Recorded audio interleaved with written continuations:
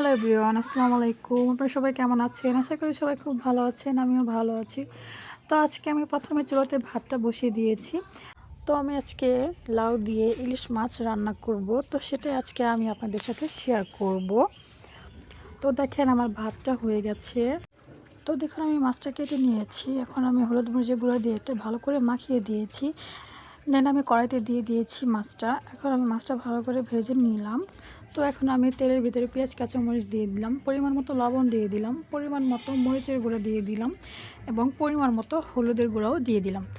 তো এখন আমি এই মশলাটা ভালো করে কষিয়ে নিব। তো দেখেন আমার মশলাটা কষানো হয়ে গেছে, এখন আমি লাউ দিয়ে দিলাম। তো লাউগুলো দিয়ে আমি একটু ভালো করে নেড়ে চেড়ে নিলাম। তো নেড়ে চেড়ে নেওয়ার পরে এটা আমি একটু ভালো করে হাফ সিদ্ধ করে কষিয়ে নিলাম। তো দেখেন আমার খুব সুন্দর কষানো হয়ে গেছে, এখন আমি পরিমাণ মতো পানি দিয়ে দিলাম। দেন আমি মাছ ভাজাগুলো দিয়ে দিলাম।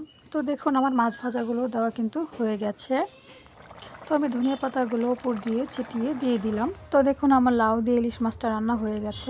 তো এখন আমি কতগুলো ছোট ছোট টাকি মাছ তেলে দিয়ে দিলাম ভাজার জন্য। তো দেখুন আমার ভাজাটা হয়ে গেছে, এখন আমি কাঁচামরিচ এবং রসুন একটু হালকা ভেজে নিই। দেন হচ্ছে মাছ ভাজা, পেঁয়াজ কুচি এবং ধনিয়া পাতা, সামান্য পরিমাণে একটু লবণ। তো আমি হাত দিয়ে এগুলো একটু ব্লেন্ড করে নিব। দেন আমি কাঁচা পেঁয়াজ এবং সস পাতা একসাথে আমি হাত দিয়ে ভালো করে মাখিয়ে নিব। তো দেখুন এখন আমি মাছগুলো আমি আধা ভাঙ্গা করে ভেঙে নিব। তো এখন আমি একটু সরিষার তেল দিয়ে দিব। তো দেখুন আমার ভর্তাটা কিন্তু খুব সুন্দর আমি মাখিয়ে নিয়েছি। তো দেখুন আমার ভর্তাটা হয়ে গেছে। দেন হচ্ছে আমার ফাইনালি আজকে রান্নার লুক।